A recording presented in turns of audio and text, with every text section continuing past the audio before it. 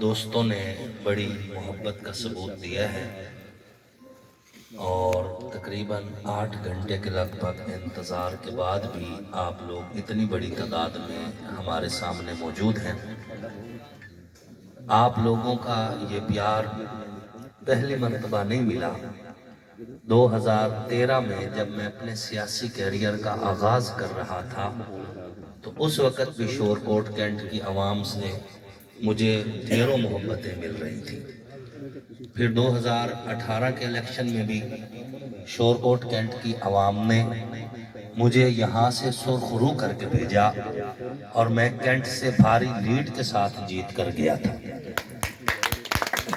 یہ تو اس وقت کا جو معاملہ ہوا ہر ایک کو پتہ ہے کہ الیکشن چھینا گیا، چوری کیا گیا، آپ کا مینڈیٹ آپ سے چھینا گیا، حالانکہ سیٹ آپ کی تھی اور وہ آپ سے سیٹ چھین کر کسی ایسے بندے کو دے دی گئی جس نے 18 کے بعد حلقے میں کام تو الگ بات تھی، اپنا چہرہ دکھانا بھی گوارا نہ کیا، منہ بھی نہیں دکھایا۔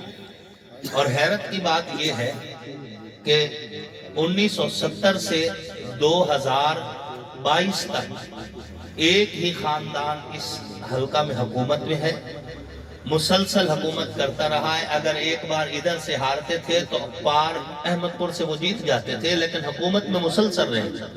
پھر اس دور میں ضلع ناظم بھی رہے، اگر ادھر سے سیٹ ہاری ہے ایم این اے کی تو ضلع ناظمی انہی کے پاس تھی، حکومت میں مسلسل رہے، لیکن بتانے کے لیے ان کے پاس کارکردگی بالکل صفر ہے۔ کوئی ایک بھی میگا پروجیکٹ نہیں ہے جس کو وہ فخریہ انداز میں بیان کر سکے کہ ہم نے شور کوٹ کینٹ کو، شور کوٹ سٹی کو یا احمد پور سیال کو ایک میگا پروجیکٹ دیا ہے، بالکل زیرو ہے۔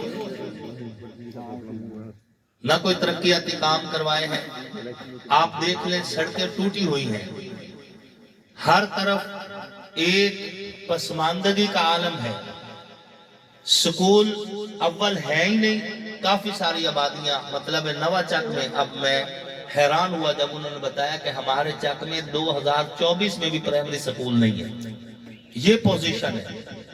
میں ایک علاقہ ہے نجف شاہ موضع ہے، آخری موضع ہے، اس کے بعد خانے وال شروع ہو جاتا ہے۔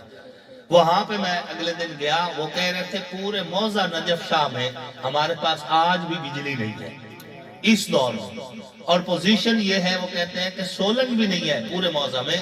اور ہماری یہ پوزیشن ہوتی ہے کہ اگر ہم نے کوئی مریض لے کر جانا ہو اور خصوصاً اگر ڈیلیوری کا کیس ہو، ہم فون کرتے ہیں گاڑی والے کو کہ آپ ہمارا مریض لے کر جائیں، تو وہ کہتے ہیں مریض اٹھا کر بند تک آپ لے آئیں، اس کے بعد ہم گاڑی پہ آپ کو لے جائیں گے، کرائے کی گاڑی بھی آگے تک نہیں آتی۔ اب بتائیں ڈیلیوری کیس ہو تو مریض کو کیسے اٹھا کر لے جائے جائے؟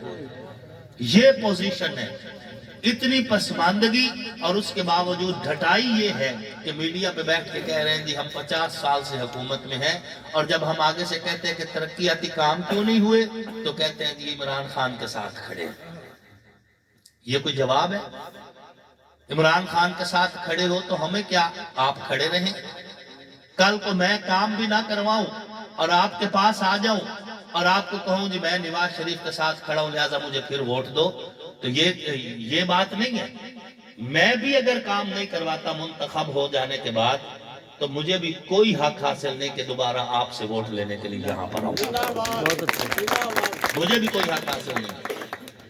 خود انہوں نے ہیلی کاپٹروں میں تصویریں بنوائی، خود انہوں نے پوری حکومت کو انجوائے کیا، خود اپنے پیٹرول پمپ لگوائے، خود اپنے بینک بیلنس بڑھا لیے، خود اپنی زندگی کو آسائش سے پرتعیش کرتے گئے، اور ہمارے حصے میں آئی تو صرف ٹوٹی ہوئی سڑکیں، ہمارے حصے میں آئے تو صرف ویران سے سکول، ہمارے حصے میں آئے تو دوائیوں سے محروم ہسپتال، ہمارے بچوں کے پاس ڈگریاں ہیں تو نوکریاں نہیں ہیں، ہمارے ہاں سکولوں کی مطلوبہ تعداد میسر نہیں ہے، اور خود ان کی اتنی موجیں ہیں کہ ان کے گھوڑے بھی سیبوں کا مربع کھاتے ہیں۔ خود اپنی زندگی کو خوبصورت کر لی، اور جب ووٹ لینے کی باری آئی تو کارکردگی کی بجائے ہمیں نقد کوکا سنا رہے ہیں۔ اب کہتے ہیں جی نقد کوکے دے بس سانو ووٹ دے دے، ہاں جی وہ بھی گواچ۔ میں یہ کہنا چاہتا ہوں शोरकोट की आवाम 2024 के इस इलेक्शन में आप हमारे पैनल को भरपूर तरीके से कामयाब करवाएं और नक दा कोका उन्हीं के नाक में पहना कर उन्हें कहे आप सुकून से बैठे, अब वर्कर पैनल आ गया है, यही आवाम की खिदमत करेगा।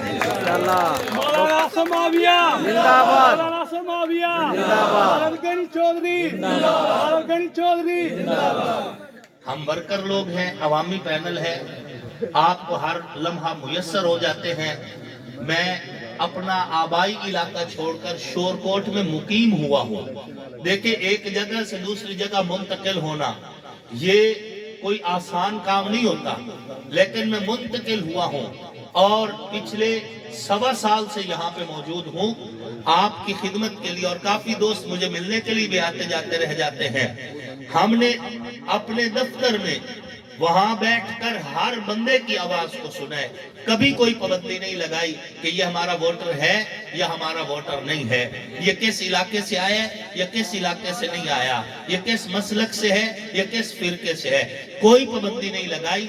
हमने ये देखा कि अगर इसका काम जायज है और हमारी सिफारिश से हो सकता है तो हमने ये ज़ेन बना लिया कि अगर हमारे मुंह हिलाने से इसका काम बनता है तो ये खुश हो ना हो, कम से कम अल्लाह तो राजी होता है। हमने उसका फोन जरूर किया और उसका सिला हमें आज मिल रहा है।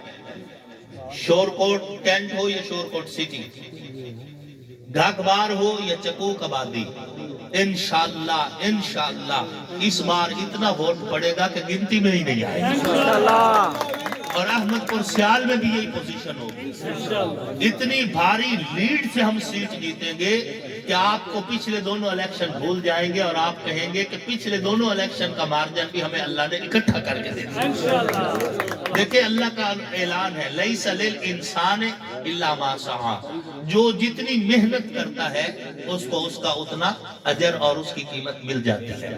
और एक और आम फहम मिसाल है, जो बंदा कतार में लगा रहे ना, एक न एक दिन उसकी बारी आ ही जाती है। हम 2011 से कतार में लगे रहे, हम उसमें से स्लिप नहीं हुए, अपने आप को स्किप नहीं किया और वहीं पे खड़े रहे। आज अल्हम्दुलिल्लाह वो मौका आ चुका है कि अब आपकी बारी आ रही है। अब आप एमएनए होंगे, आप एमएनए बनकर आपके काम इंशाअल्लाह तरजीही बुनियादों पर होंगे। और जो मुतालबात हमसे किए जा रहे हैं ना कैंट के हवाले से, यकीन जाने हम अल्लाह के फजल करम से इसकी पूरी कोशिश करेंगे। और मैं अपनी जात के हवाले से ये जरूर यकीन दिलाता हूँ कि जब मैं असेंबली में दाखिल हो जाऊंगा तो दोबारा जब कैंट में आऊंगा तो खाली हाथ नहीं आऊंगा, मैं कैंट के लिए कुछ न कुछ लेकर आऊंगा। मैं ये बहाना भी नहीं लगाऊंगा कि एमएनए की ग्रांट कैंट में नहीं लग सकती।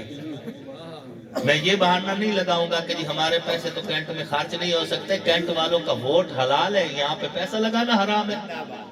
ये कहाँ की पॉलिसी दे रहे हो?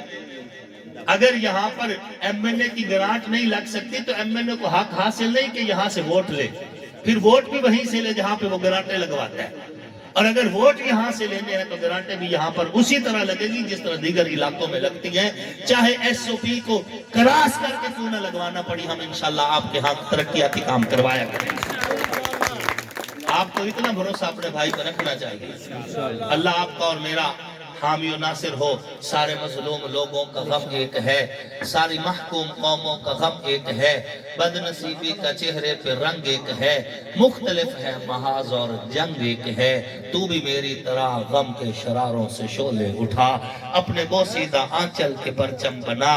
चल चल तू भी मेरे साथ चल और जंग में एक मोर्चा संभाल। अगर हम जिंदा इस जंग से बच गए अपने गम का इजाला भी हो जाएगा। अगर हमको जामे शहादत मिला जावेदा जिंदगी फिर भी मिल जाएगी।